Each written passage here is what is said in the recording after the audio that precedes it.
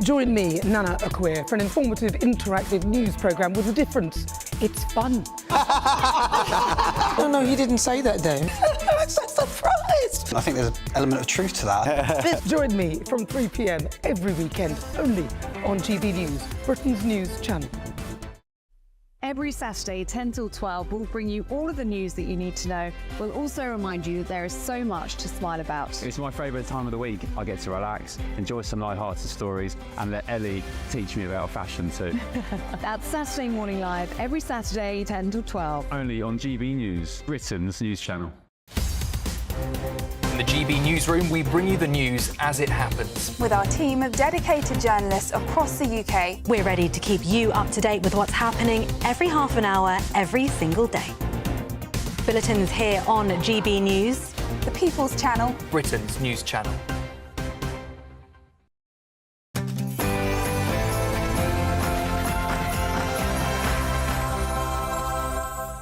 Good evening, it's 6 o'clock. I'm Miriam Cates and you're watching Dewbs & Co on GB News. Coming up in the next hour, is economic growth a pipe dream under Labour? Britain appears to be headed for stagflation as the Bank of England has decided not to cut interest rates after inflation has risen to 2.6% in November. Meanwhile, UK car manufacturing slumps and official figures reveal that over half of Brits receive more in benefits than they contribute in taxes. And after the French rape trial that shocked the world, we'll be asking if the sentences handed out to Giselle Pellicot's abusers were harsh enough. And is it time to crack down on the depraved websites that encourage and enable these sexual crimes? The Prime Minister looks set to appoint Lord Peter Mandelson as Britain's new ambassador to the US. With extensive experience on national and international stage, will a veteran Labour spin doctor build bridges with the incoming Trump administration? Or will his accident-prone past count against him? And has parental responsibility sunk to an all-time low? As 2/3 of school teachers say that their lessons are regularly disrupted by bad and unsafe behaviour, the Tony Blair Institute has recommended that parents should face prosecution to deal with their children's bad behaviour. And joining me in the studio this evening, I've got my fantastic panel, Jake Berry, former MP and chairman of the Conservative Party, and Judita De Silva, broadcaster and commentator. But first, here are your news headlines.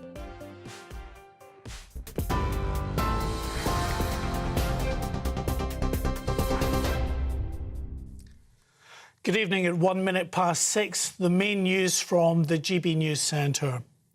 A key aide to Donald Trump has described Lord Mandelson as an absolute moron after Downing Street confirmed the Labour peer is to become the UK's next ambassador to the United States. Lord Mandelson, who served under Tony Blair and Gordon Brown, will take up the Washington appointment as Donald Trump returns to the White House. Sir Keir Starmer said he would bring unrivalled experience to one of the UK's most important allies.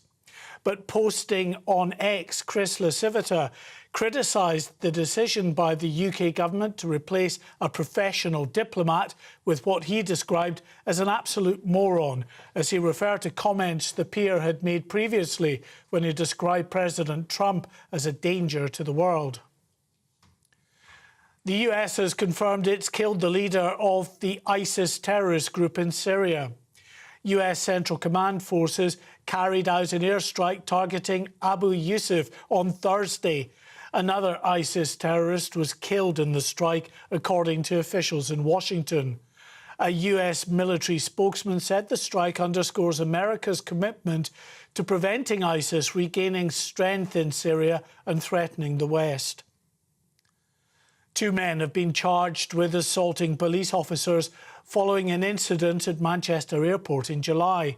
20-year-old Mohammed Amaz is charged with 2 offences of causing actual bodily harm, 1 charge of assaulting an emergency worker and another of common assault. 25-year-old Mohammed Ahmad is charged with causing actual bodily harm. They'll appear at Liverpool Magistrates Court on the 16th of January. The Crown Prosecution Service said no police officers would face criminal charges. A 7-year-old girl has died and a teacher and 5 other students have been wounded in a knife attack in the Croatian capital. Police said the attack at a primary school in Zagreb happened just before 10 a.m. today in the Pretko neighbourhood. They confirmed a young male suspect had been detained. The teacher is said to have suffered life-threatening injuries and remains in hospital after undergoing surgery. The Department for Health and Social Care has announced a package of GP funding to help bring back the family doctor. The government is consulting with the British Medical Association on the measures. They include greater flexibility to employ doctors as the Health Secretary vows to reform general practice.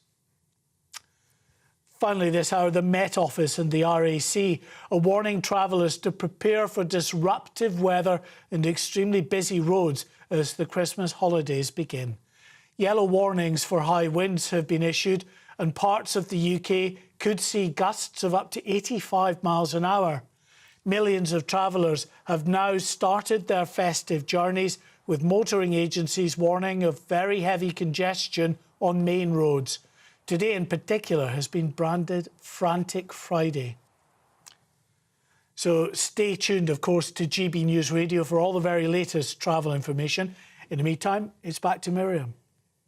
For the very latest GB News direct to your smartphone, sign up to News Alerts by scanning the QR code or go to gbnews.com/alerts.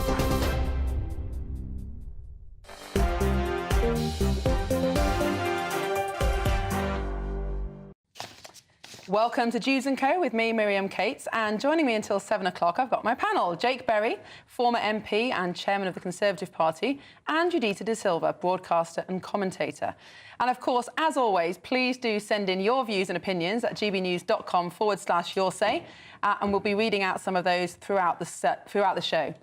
Now, our first story tonight, which is a tragic and very disturbing story. Frenchwoman Gisèle Pellicot has said that she never regretted the decision to make her trial public, and that she respects the court's decision after her ex-husband has been sentenced to 20 years in jail. 72-year-old Dominique Pellicot has been found guilty today of raping, drugging and inviting other men to rape his ex-wife Gisèle. His lawyer says that he is considering lodging an appeal. Now, the French court in Avignon found 47 men guilty of rape, 2 guilty of attempted rape and 2 guilty of sexual assault in a mass rape trial. So let's hear Gisèle Pellicot's own reaction to the verdict. C'est avec une profonde émotion que je m'exprime aujourd'hui devant vous.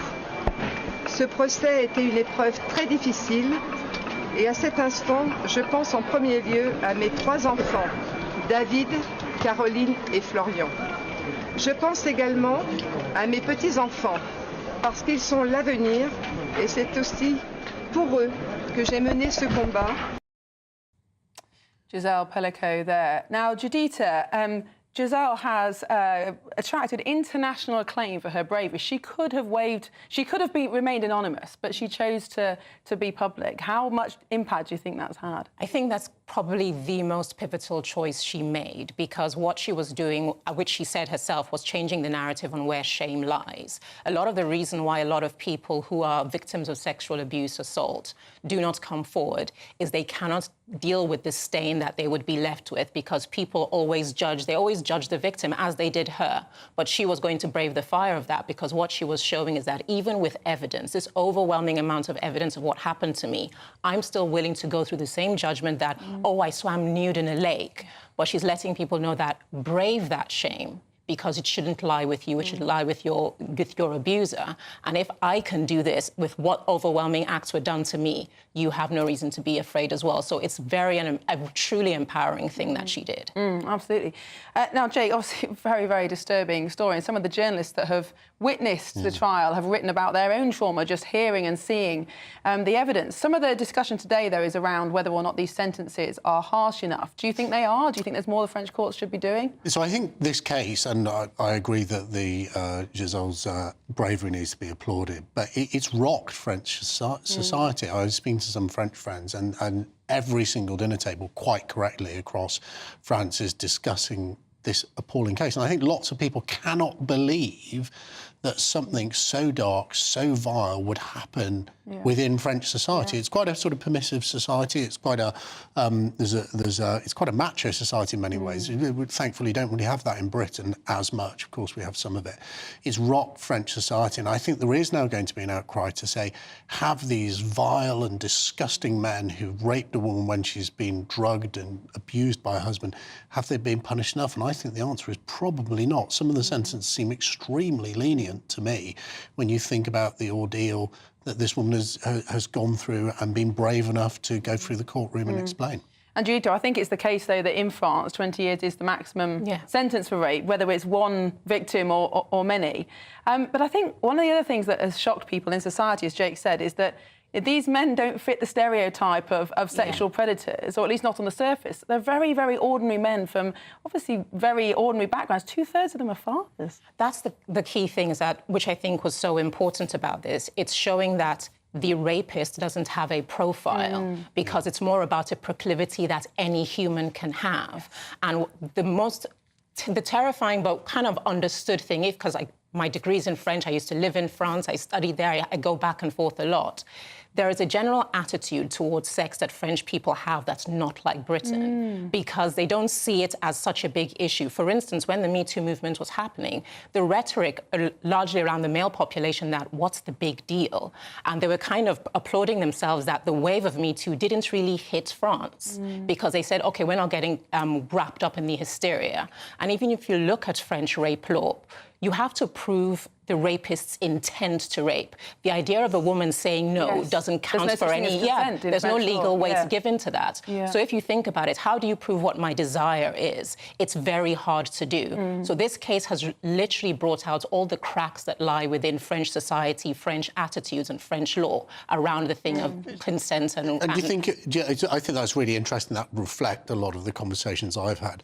Do you think this case, which has grabbed global attention, will be a massive catalyst for change in law in France, which is long overdue by the sound of things? I think so. It will be, like what you said, it's starting conversations that were never had before because people can't believe it would get this vile. But it takes a mirror being held up to, yes, it happens in French society with the baker, the butcher, the baker and the candlestick maker, to know that you're not above it. It could be anyone. And again, I say with France is you can't force them to change, no matter how big the movement is. So I'll be curious to see where things go because it's a very male-led society. Another aspect of this, though, that is common across the world now is the role of the internet. And these men met and planned the abuse, and the abuse was facilitated on a French website, which has now been shut down. But a lot of this behaviour is inspired by pornography, extreme pornography. These men almost thought they were starring in a pornographic movie. That's why they allowed themselves to be videoed. You know, the sexual behaviour of particularly young men is changing an enormous amount because of pornography. Do you think it's time to actually look at whether these sites should be allowed at all?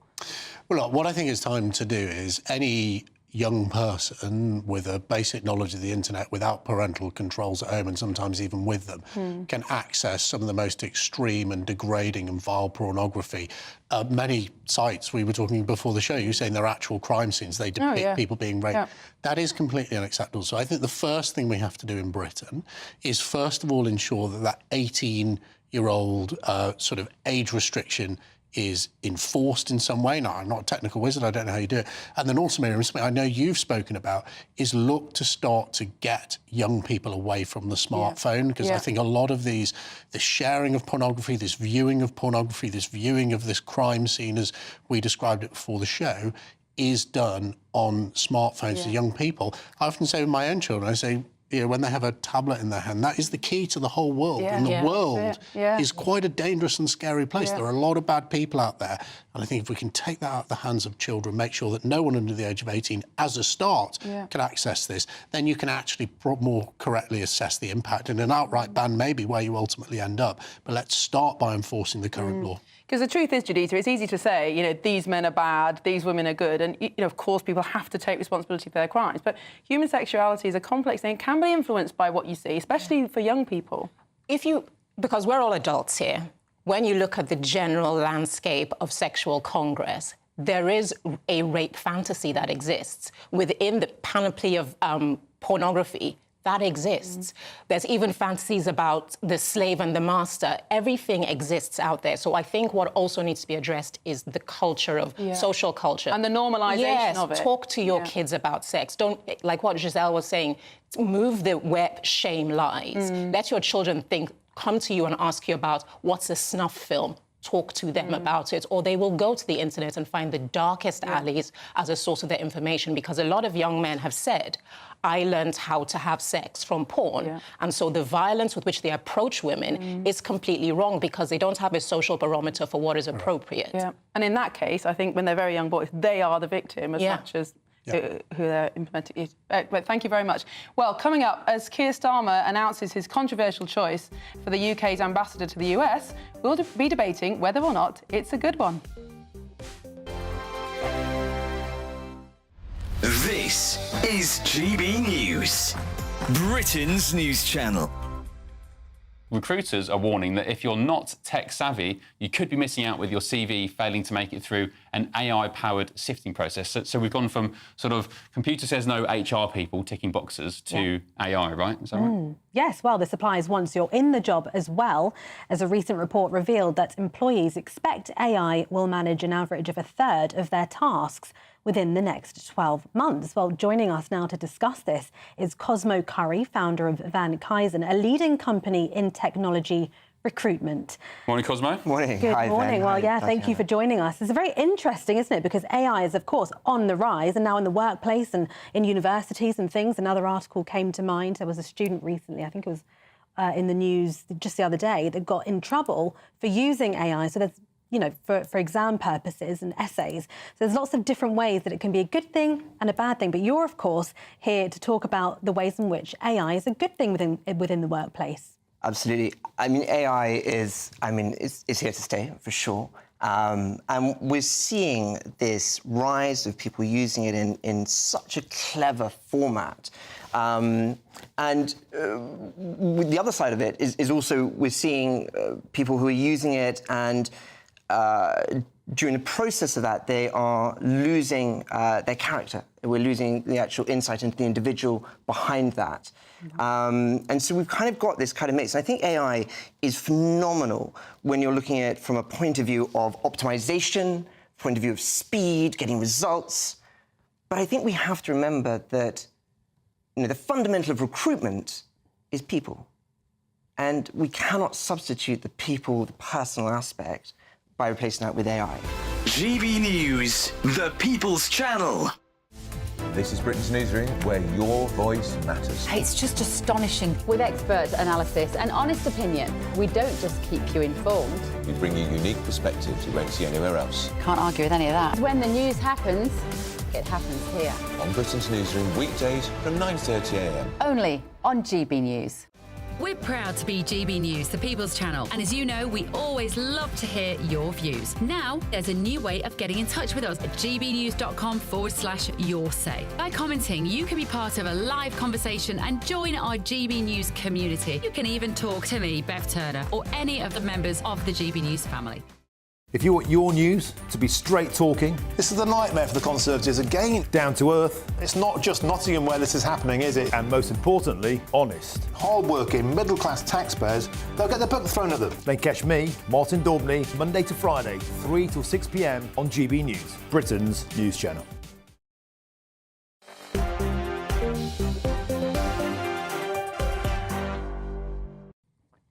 Welcome back to Dewbs & Co with me, Miriam Cates, and joining me until 7 o'clock, I've got my panel, Jake Berry, former MP and chairman of the Conservative Party, and Judita De Silva, broadcaster and commentator. Now, Lord Peter Mandelson, an ally to Tony Blair and the man once dubbed the Prince of Darkness, is set to be appointed as the next UK ambassador to the United States after Donald Trump's inauguration on January the 20th next year. Now, his appointment comes despite the Labour grandee once describing Donald Trump as a little short of white nationalist and racist and a danger to the world. Questions are also being asked about what's being described as a particularly close relationship between Lord Mandelson and the late Jeffrey Epstein, a convicted paedophile. So we're asking, is Mandelson the right choice? I mean, Jake, he's got a lot of experience nationally, internationally, and in Europe. Yeah. He's dealt with the odd crisis, most of them of his own causing. Well, quite possibly. But whether you like him or not, he is a statesman and he is a heavyweight.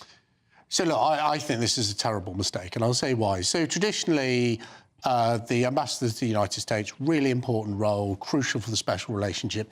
It is normally a diplomat, and it hasn't been a politician, I think, for over 50 years now. And the reason is that diplomats are like the grave. Nothing gets past them. They have no public statement, so they go to the US. They're a clean sheet of paper, and they can work with any administration. The big mistake that Keir Starmer's made here is, number one, appointing another one of his mates, which he seems to love doing. But even leaving that aside, is because Peter Mandelson is a seasoned Labour politician, as you said, Miriam, with lots of experience. He has said a lot of things over the years, some of them very stupid, some of them very critical of Donald Trump. And when you add that to the fact that our Foreign Secretary also has an appalling relationship with the United States, having said many similar things to Peter Mandelson, I think this is a terrible mistake.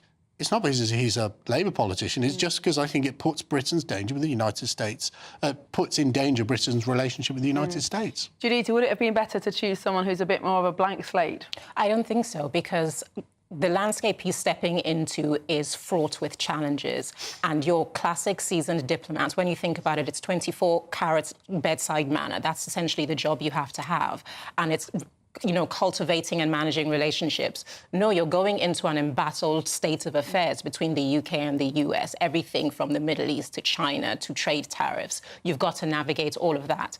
And you've got to have the savvy of a politician. You're going to need it. And someone like Peter Mandelson, you have to look at the optics of it. Everybody talks about the people who've insulted Trump before. His own vice president has insulted him before. J.D. Vance. Yeah, this is true. And I say that it's episode 2 of Trump. I've given him credit that he's not the same man he was in his first administration, and he understands that you have to make allies. They don't need to be your friends, but they are an ally. So there are certain conversations Peter Mandelson has the savvy to have to show that I'm kind of like what David Cameron did. I have the knowledge that mistakes have been made, but I'm coming to the table to start a new slate. That capitulation looks good. Well, I think the point is that I don't accept that a seasoned diplomat wouldn't have that savvy, because clearly they did. We obviously had a seasoned diplomat under the last Trump administration. We had a seasoned diplomat dealing with the challenges that Bill Clinton had under his administration. We had a seasoned diplomat dealing with President Reagan and the Bushes. So the idea that Mandelson has some, sort of magic sauce that he can sprinkle on international relations,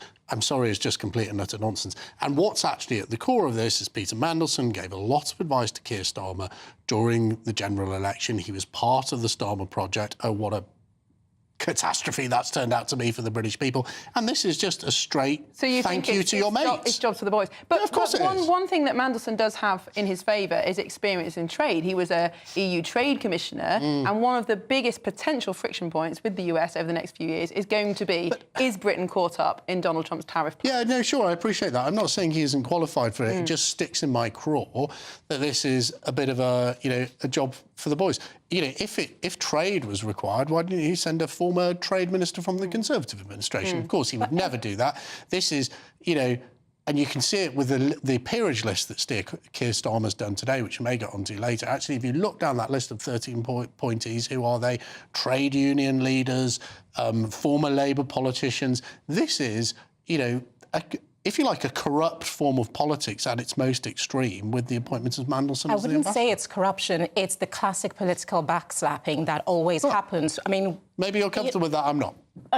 I don't like it across the board, but we have Elon Musk, who's now the head of Dodge, and essentially it was a handshake agreement between him and Donald Trump. I will back your campaign, I will fund your campaign, give me a position in your administration. They both fulfilled their ends of the deal. It was a transaction. This is kind of how politics at this level happens. You want somebody in the US that kind of toes the party line that you have. Mandelson is going to be that person. And at the same time, you're sending a message to America that we're not just going to appoint someone who will pander to a president coming in that's very demanding. You have to know that when you come to the table with a Mandelson, he's somebody who knows the lay of the land, and that demands a certain fundamental level of respect, and that's what you need. But then what I also give him credit for is he has spoken up for the Farage connection, which shows that Mandelson understands that, exploits the assets you have wherever they come from, and I appreciate that. Well, we'll see how long it lasts. He's already had to resign twice, I think, in his career in disgrace. So maybe 3 will be a charm. He has a rocky record, yes. I mean, Trump is known to be a pragmatist, sorry, and he's certainly forgiven J.D. Vance. And it is rumoured, actually, that he has quite a good relationship with David Lammy. But on the headlines, we've just heard that one of Trump's team has come out and said that Mandelson is an absolute moron. It's not a good start, is it? No, it's not a great start. But actually, of all the things I'd say about Mandelson, I'm sure that is not true. I agree. He certainly is not. He's a very clever man. But look, what just... And you see it in the peerage list, you can see it in this appointment. It's the sort of British state. Now, the thing you get rewarded for is failure.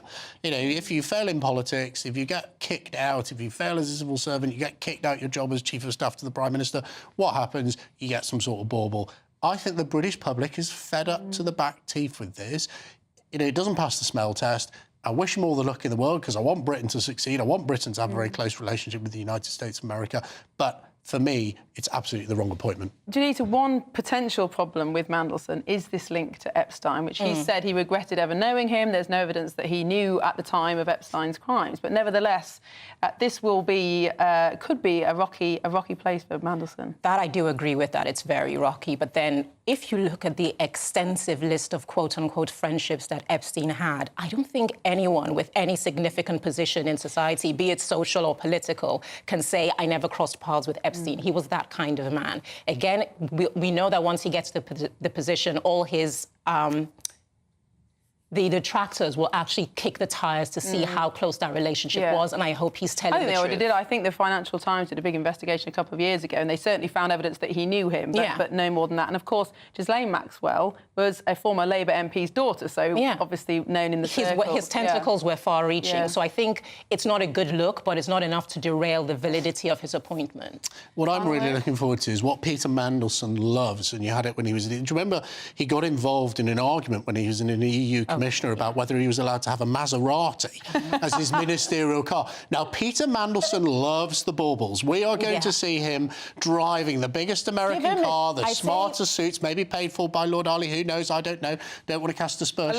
Allegedly paid for. But he loves the baubles, so he's going to be at every party. As ambassadors, you get a lot of treats. Every single newspaper, on the celeb pages. Come on, Peter, it's going to entertain us. Dining people, building relationships, that is the job of an ambassador, like it or not. So. And you potentially have a broker between Nigel Farage and the rest of the establishment who find him problematic. Mandelson has the potential to build bridges and change the rhetoric around key figures, and that is something. Focus less on the mistakes he has made and do focus on his credentials, because the man has got them. For example, in Northern Ireland, that was an exceptional example of bridge building. Well, thank you. Well, coming up next after the break, has Labour's first budget crashed the economy? We'll be digging into that shortly. Plus, why are more Brits getting benefits than are paying their taxes? See you shortly.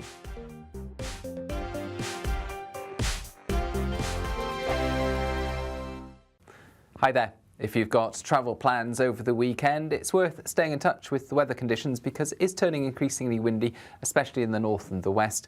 That wind coming from the northwest will make it feel colder, with some wintry showers by Sunday morning. We do have a spell of rain and gusty winds clearing through during the evening. Then a gap between weather systems. Clear spells for England and Wales later evening, but overnight that gap is squeezed out by a arriving cloud from the west and spells of wet and windy weather pushing into Scotland, Northern Ireland, Northern England and Wales by dawn. That, of course, will make it feel mild as we start off Saturday in the far northwest. In the south and southeast, clear spells will mean that it's going to be a touch colder, likewise for northeast Scotland. But we do have a lot of cloud first thing. The wind's picking up strength. Outbreaks of rain are moving through much of England and Wales. Brighter skies for Scotland and Northern Ireland, but here the strongest winds arrive after the cloud clears and a lot of showers. These showers moving in thick and fast across central and western Scotland as well as Northern Ireland.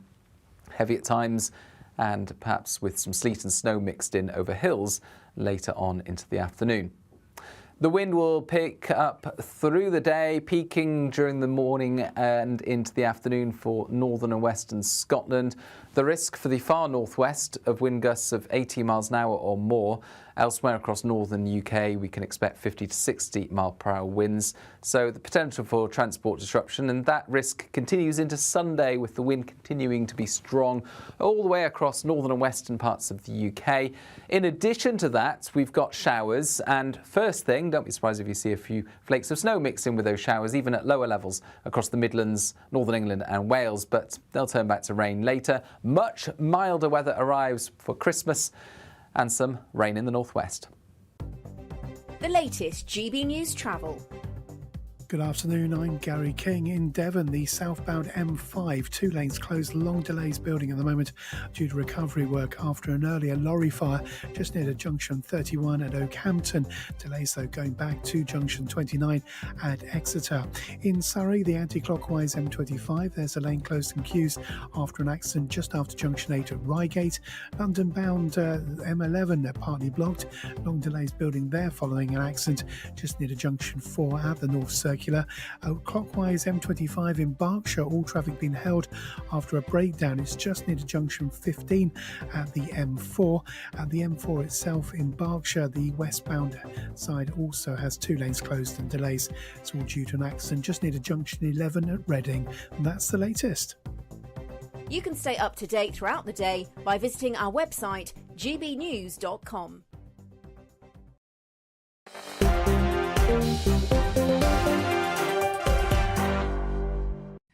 Welcome back to Dewbs & Co with me, Miriam Cates, and keeping me company until 7 o'clock, I've got Jake Berry, former MP and chairman of the Conservative Party, and Judita De Silva, broadcaster and commentator.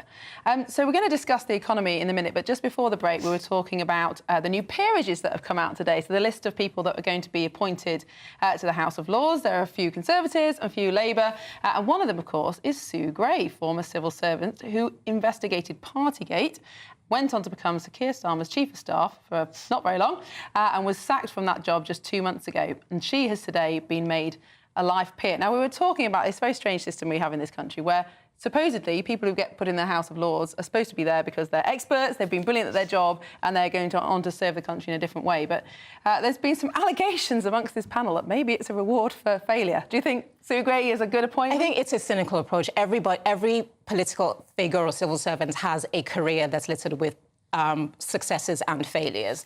I think when you cast your mind back, if you can, despite how the unedifying demise she had in the end, to what she represented during that post-COVID investigation, she was almost like a knight in shining armour where everybody kind of hinged their hopes on that. Who's going to hold Boris Johnson accountable? Because it seems like no one in his party is listening. People are distraught. And she was that figure. Riding on that has so much cachet when you think about, does she deserve this peerage? Yes, she does. Yeah.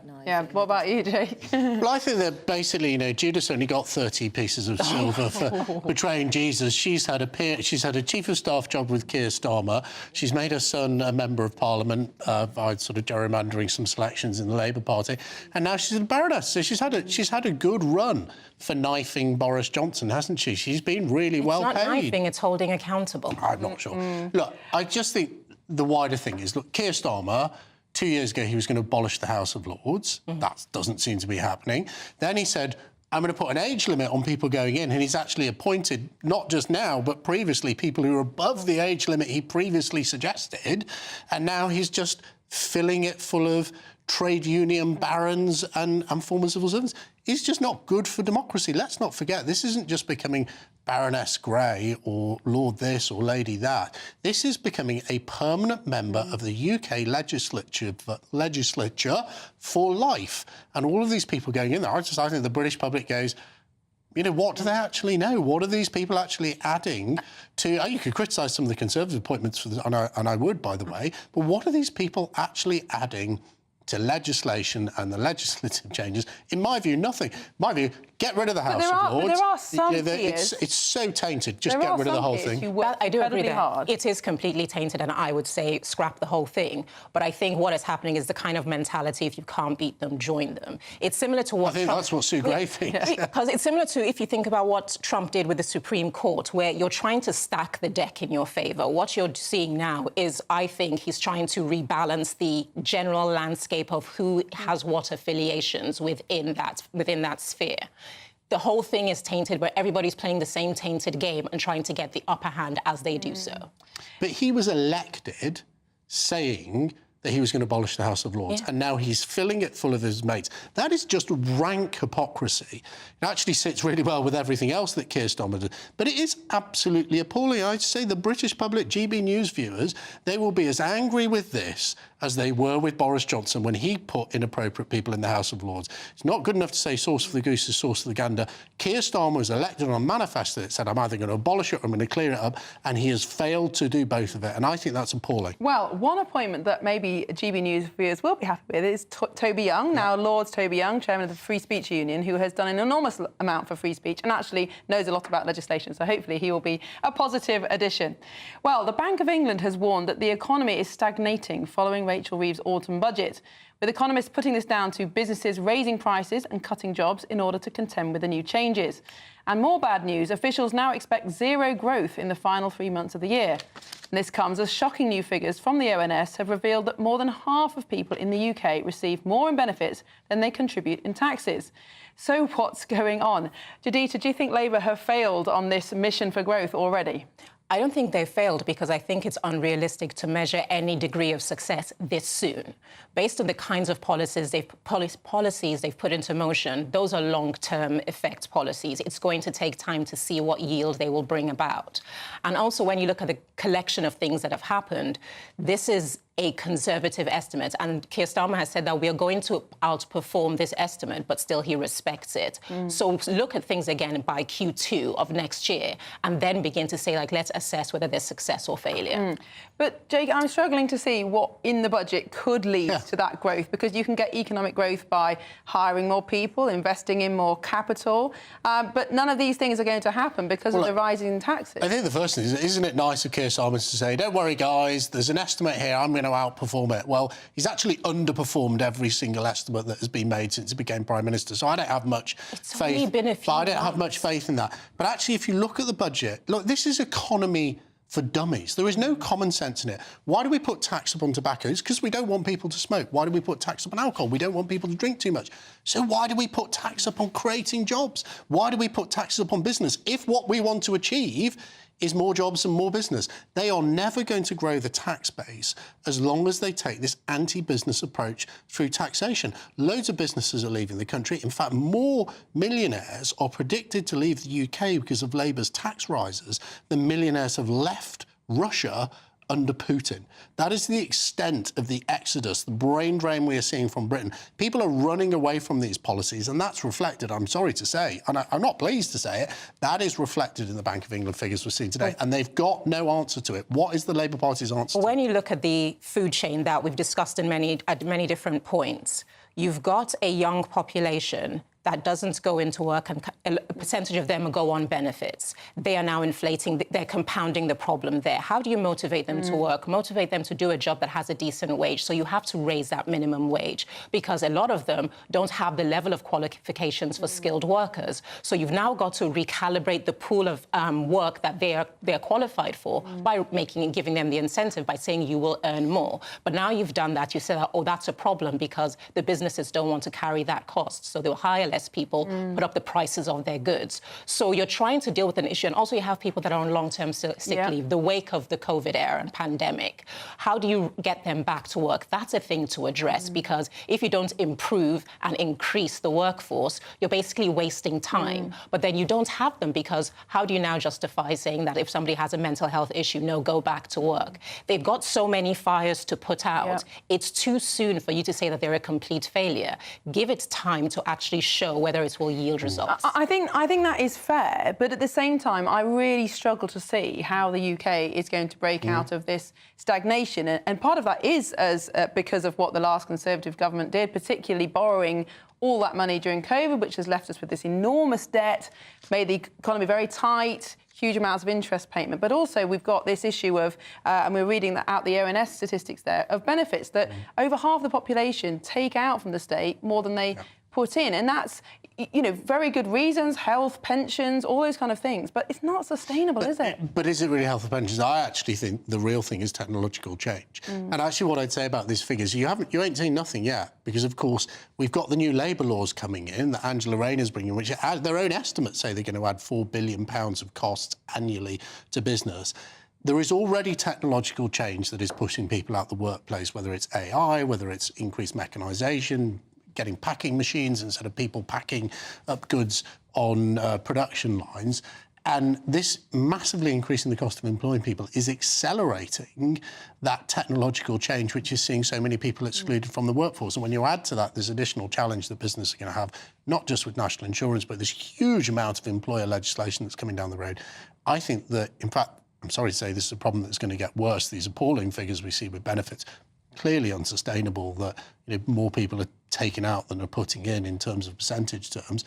I think that's just going to get worse. But I do also think that a lot of the issue comes from the fact that you've got an entire body of politicians that are of an age group and a mentality that doesn't embrace modern innovations and technology. You have to imbricate that into the way you look at policies and the kind of changes that are needed. Because when you go back to, dare I say, Rishi Sunak, talking about the kinds of degrees students should go for, and even think about things like apprenticeships. The new landscape says that you need a technology-savvy young workforce. Isn't it the fiscal landscape that's a problem? Because if there were lower taxes or more tax breaks for investment, then employers would choose to invest in technology rather than hiring people on low wages. No, but when you look at the thing that we've talked about, when you're bringing in foreign workers that have the skills you require, if you are cultivating an indigenous population that is driven towards getting the skills that are required for those jobs, you don't need those workers anymore. But you need to make the investments there.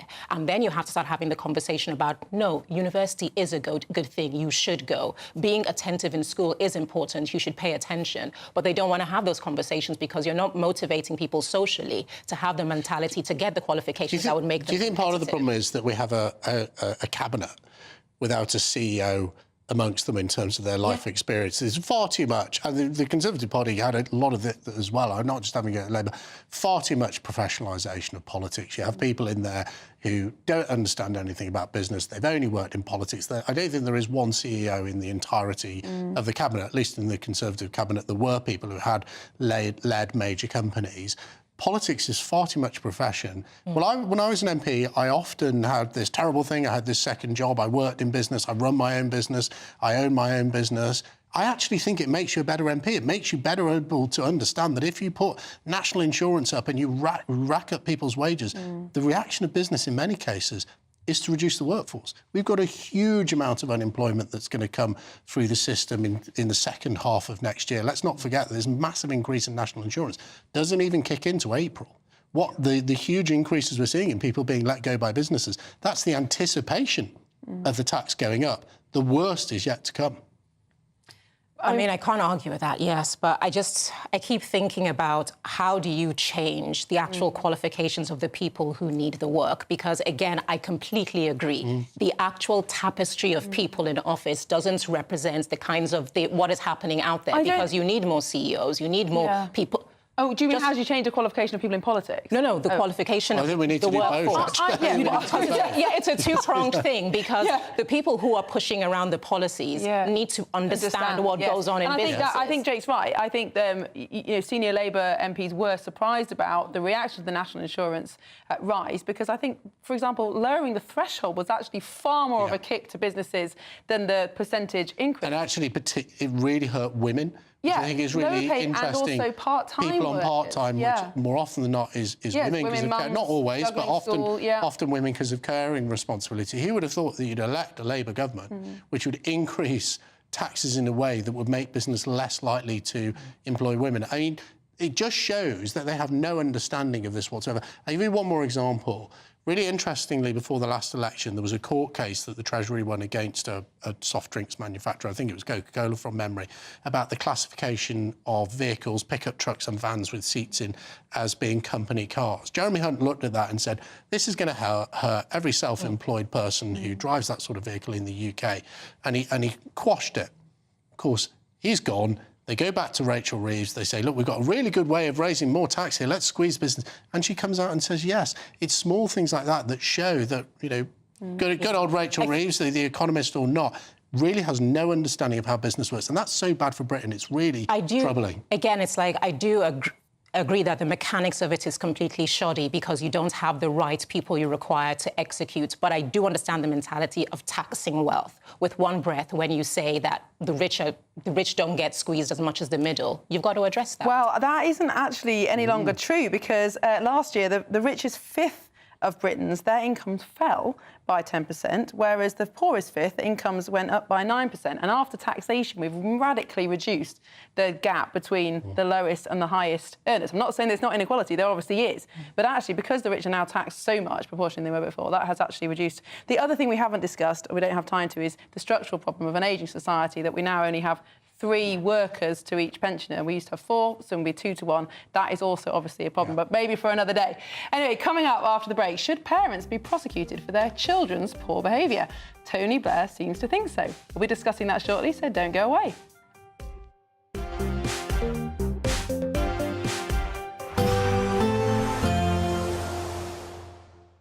Ready to soak up that holiday sunshine?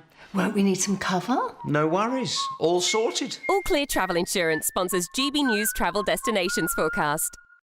Storm Dino so clears, but it remains often cloudy and sometimes windy around coastal areas, particularly for the Canary Islands and Madeira. A fairly strong northwesterly flow dragging in some cloud and some outbreaks of rain at times. Fairly settled across Portugal and Spain, but as we move further east, cloudy with some showers at times, particularly for Rome and at times parts of Greece. But it generally looks like it's improving by the time we reach the middle of the week, with the best of the temperatures across Madeira.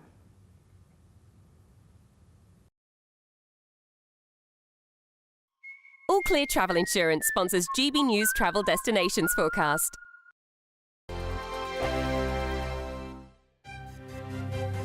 GB News Breakfast, every day from 6 a.m. Small mouthful of David Walliams now and what he's revealing, what he's talking about. Josh, where do you think this goes? Because there is a lot of speculation about David, who he is, what he is. Where do you think this takes us now? Oh, I think he's an absolute sweetheart. I mean, it was such a joy to spend as much time with him as I did. And the where it takes us is simply that I think we're growing out of, I suppose, the fairly infantile idea that we might have had about gender and sexuality, especially over the past sort of 5 to 10 to 15 years, where the culture wars have gotten so hot that it's become very, very difficult to talk about any of these issues sensibly without feeling like you're going to get pilloried or attacked from either side. And so Uncomfortable Conversations is a show where we try to have those conversations sort of heedless of treading on eggshells or triggering. And do you think, Josh, that these conversations will become less uncomfortable when you get people like Walliams talking about it and who he is and where he's going, and therefore more acceptable for other people to open up and say, I don't know who I am or what I am, but I know I'm different? That would be my hope. Look, I'm married to a guy, so I have sort of bona fides on the gay card, and I always felt that it was somewhat of a caricature the way the gay community or lobby, so to speak, insisted on a certain way of talking, a certain way of dressing, a certain way of voting, a certain way of dancing, that you can only be a good gay if you're wearing arseless chaps and straddling a giant inflatable penis while you're going down Oxford Street during Gay Pride. You know, like, I always thought, can't we have a very big tent? And I think what David is doing here is being honest, being upfront, saying it doesn't mean I have to join a team, it doesn't mean I'm any different from the person you knew. GB News, the People's Channel. It's Patrick Christie's Tonight, and here we do things differently. It's explaining the absolute madness of this, doesn't it? It's explosive. I mean, this is very good. It's lively. 850. Your government sat there, Sean, and it did nothing. It's controversial. And the Middle East has been in turmoil since before I was born. It's everything you need to kickstart your evening. Everyone's had their Weetabix tonight. I love to see it. That's Patrick Christie's Tonight, weeknights from 9 p.m. Only on GB News, the People's Channel, Britain's news channel. I'm Christopher Hope. From pop stars to politicians, I'll interview anybody in a pub who's got a political opinion. Join me every Friday on Spotify, Apple Podcasts, YouTube or gbnews.com, or wherever you get your podcasts. This is GB News, the People's Channel. I'm Emily Carver. This is GB News, Britain's news channel.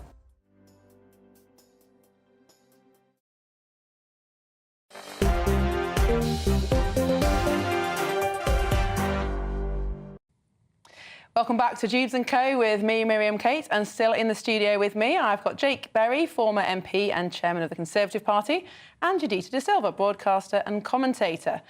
Now, Tony Blair's think tank, the Tony Blair Institute, has recommended that parents should be prosecuted if they fail to tackle their children's bad behaviour in schools.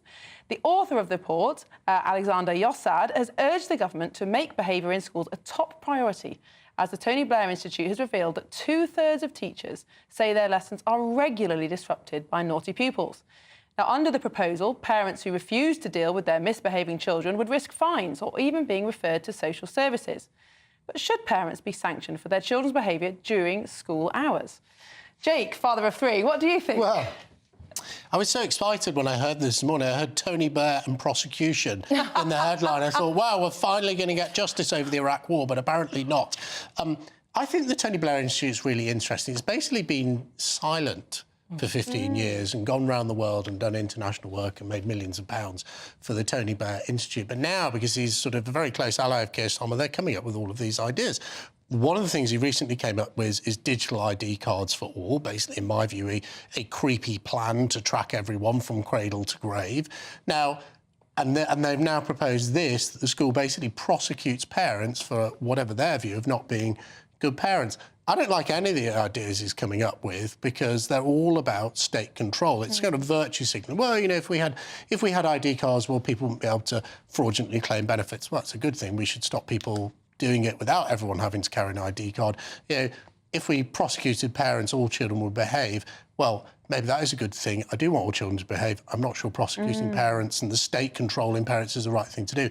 There is a massive issue with discipline in schools. Maybe the government should start to do things like support brilliant head teachers who have silencing corridors rules, banning smartphones that we were just talking about earlier on in the show from the classrooms. Maybe the government should support teachers who want to do stuff like that before they decide to start taking the parents to court. Yes, like Catherine Birbalsing's Michaela School, for example, quite a disadvantaged intake, yet phenomenal results. I think they've sent more children to Oxbridge this year than Eton because of their very, very strong discipline. No, but I think that what this incentive does is target a very specific problem, which is delinquent kids who are disruptive have no desire to benefit from education. And also because of that social thing that if I'm doing something, I want to drag everyone down with me, kind of like a crabs in the buckets mentality. Because think about it, normally when you're in schools and there's a kid who's very studious, they get picked on. But the nature of the kind of social interaction is regulated by the teacher. We exist in a time now that if a teacher does anything, you speak too loudly, you scold them too sternly, or even beat them, you could end up in court and possibly in prison. So once you've taken that kind of power that old school teachers used to have, and in my time, that's what the teachers had, you've crippled their ability to actually regulate the behaviour of students. And you have to admit that in a lot of state schools, you've got social dysfunction that begins at home. And because the parents don't want to deal with it, they defer it to school and say, until 4 o'clock, I'm not dealing with it. Until you hold those parents accountable to do the job of parenting so that the child you send to school already has a behavioural pattern that is conducive to good education. This is a great policy to deal with that. You think a great policy to prosecute parents because their children behave badly? Look, number one, the parents who you would really want to reach with this, wouldn't care. That's the first thing. And what would happen is this would creep into our lives. You know, the state would come knocking on your door. Your child's not reading properly. Your child's, you know, had a bit of a spat with someone on the playground. This is state control of parenting. As a parent, I just want the government to leave me alone. I want to look after my own kids. I want them to be in a great school. You know, I don't want the state parenting my children. I agree with you, Jake, that this wouldn't work. But nevertheless, I do think we have a serious societal problem. One in 5 teachers said they were hit by a pupil last year. I completely agree with you. But as you said, this will not work. If this stimulates the debate about how we can inculcate real discipline and a culture of learning in our schools, brilliant. Thank you, Tony Blair. Really appreciate it. But I just don't think this policy will work. I think it would work because as long as you put the right brackets around the policy where you're targeting specific problems that are beyond the control of the things you've suggested, because there are those students that are effectively a menace to the well-being of everyone else in the classroom. They have to be targeted. For instance, in other countries, you have them tested and find out that they have things like ADD and have medical problems. There's not enough funding that goes into that kind of stringent regulation of students here. So you have to equip them that there has to be someone has to take responsibility, and the parents are not doing it. So you have to force them to say that there is consequence if you don't. And there used to be a sense of shame if your child misbehaved at school. You would be very ashamed as a parent. That's not the case now. And many parents will even challenge the school when they do try to discipline. I think the answer is to start earlier. If children are arriving in school, age 4, not able to put on a coat and shoes when told, go to the toilet when told, then that's a sign that they're not getting the kind of training at home. Maybe that's the time to intervene. Yeah, and maybe, you know, some of the policies we brought forward about having more support for parents, about having free childcare for people who, you know, and putting the support in at that age, 1 through to 4, maybe that's the way to go. Look, if you've got a 16-year-old child who's being disrupted in school, in many cases, the parents will be as frustrated with the school. But then that's threatening to send those parents to prison isn't going to make them better parents. I don't think it's threatening to send them to prison. It's like it's enforced intervention, because also what you're missing out on is that this would identify problems that parents might be keeping secret that's going on at home. Very good. Well, I've just got time before the end of the show to read a couple of views, and here's a good one for both of you. Noel says, all the fuss over Mandelson as US ambassador. Quiz question for you all.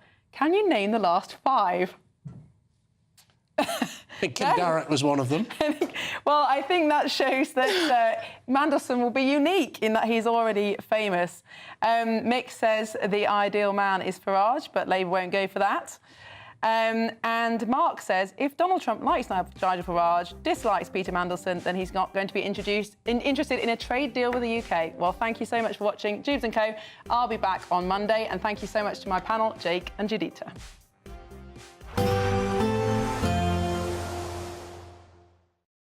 We'll see a cold snap, which will quickly develop into a warm front. Boxed Boiler Repairs, sponsors of weather on GB News. Hi there. If you've got travel plans over the weekend, it's worth staying in touch with the weather conditions because it is turning increasingly windy, especially in the north and the west. That wind coming from the northwest will make it feel colder, with some wintry showers by Sunday morning. We do have a spell of rain and gusty winds clearing through during the evening. Then a gap between weather systems. Clear spells for England and Wales later evening, but overnight that gap is squeezed out by arriving cloud from the west and spells of wet and windy weather pushing into Scotland, Northern Ireland, Northern England and Wales by dawn. That, of course, will make it feel mild as we start off Saturday in the far northwest.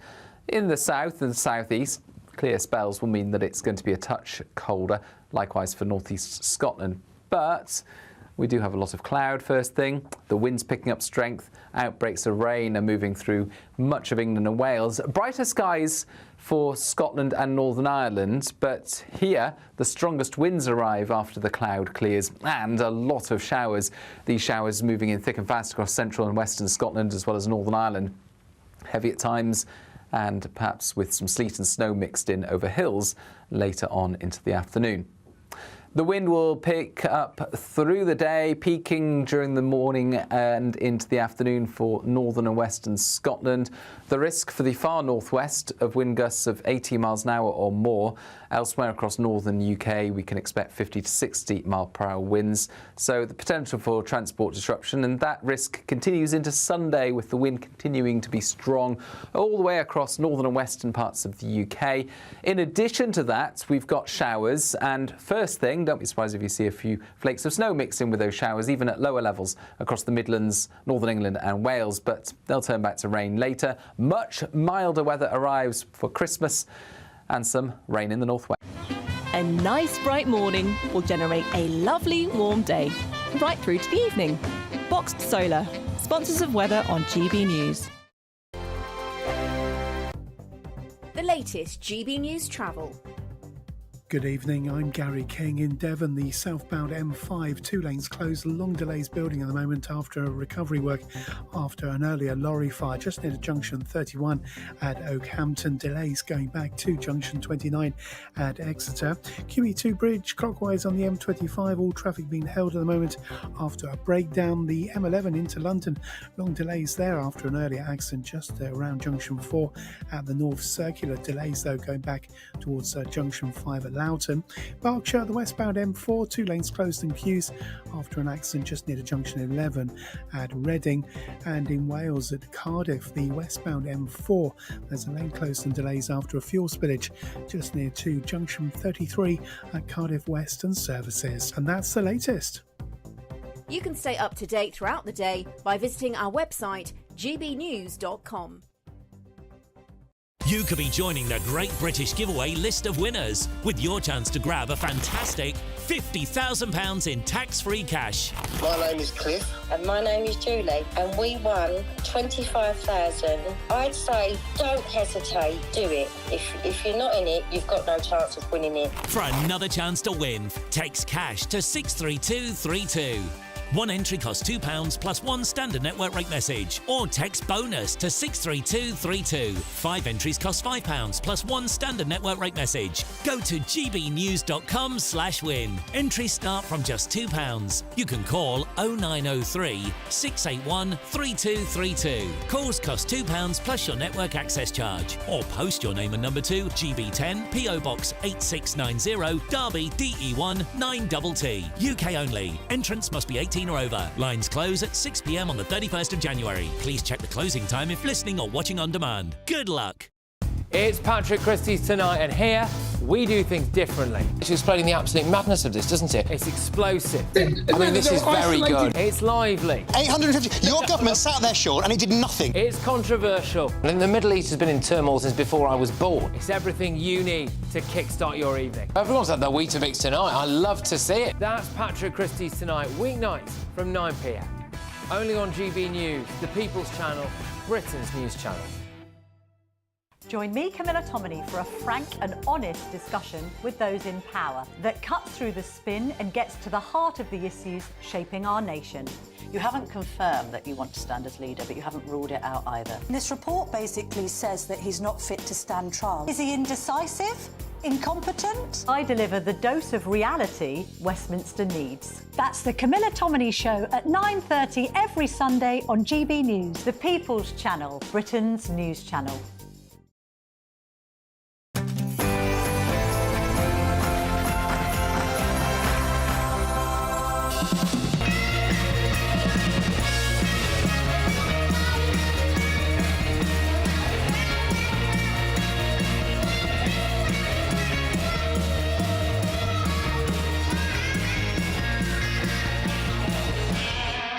Welcome to Lee Anderson's Real World. Tonight on this show, I've got Steve Fleming. Also got a young lady from Huthwaite called Abby Hickson, and another Huthwaite legend here in Ashfield, Colin Packer. On our panel tonight, we've got Andy Twelves and Dr. Lisa McKenzie. But first, let's go to the news.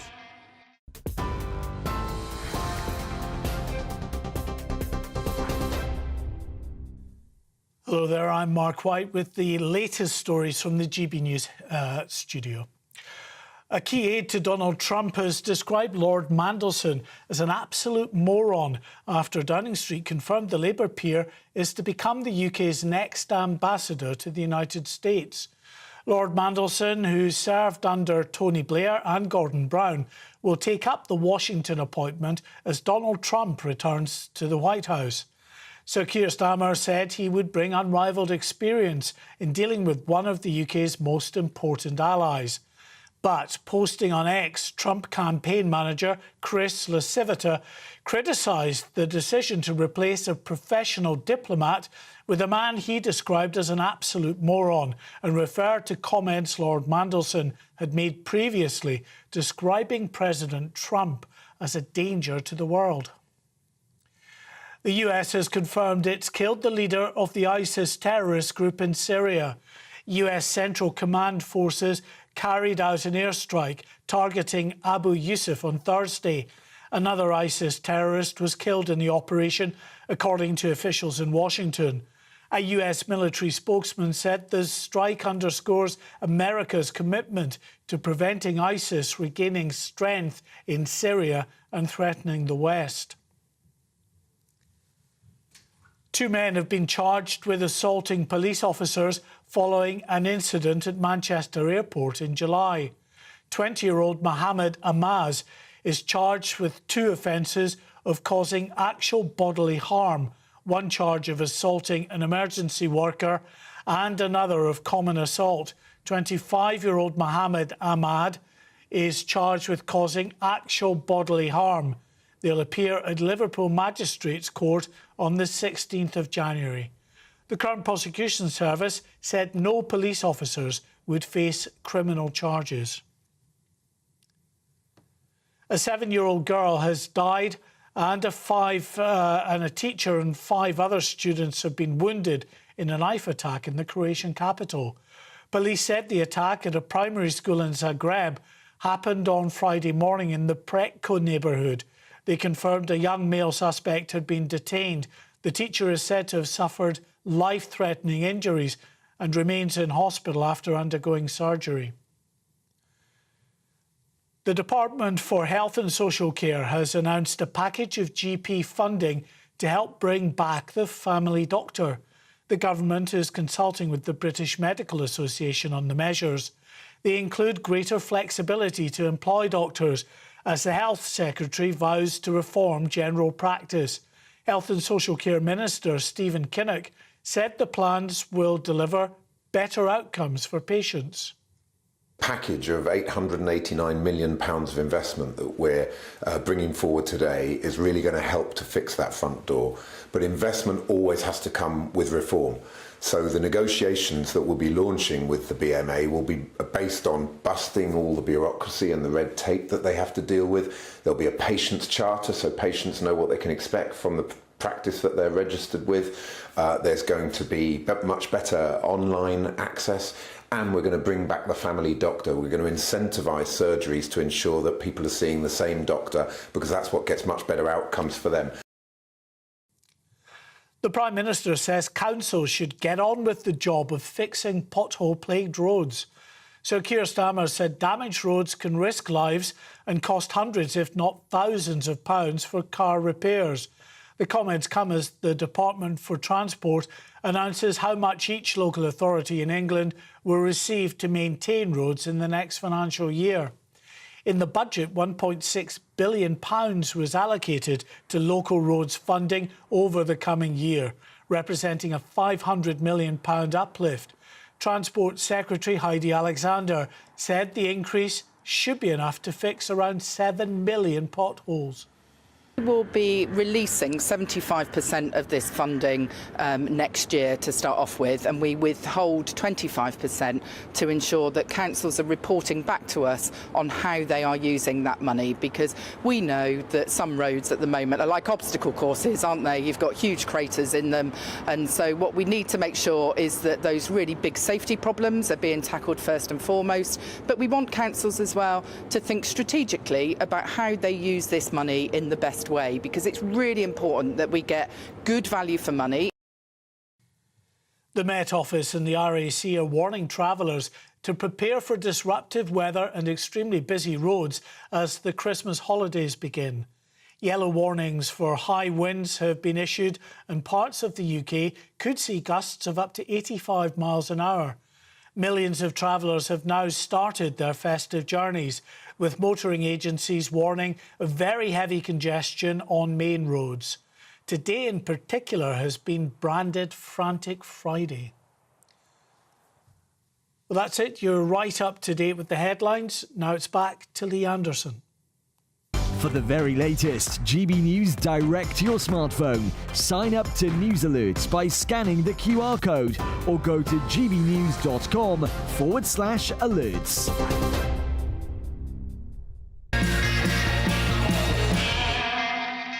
Welcome to Lee Anderson's Real World. I'm Lee Anderson, Reform UK Member of Parliament for Ashfield, and this is our Christmas special. And joining me today, we've got two local, it says legends here. Who's wrote this? You, Andy? We've got Andy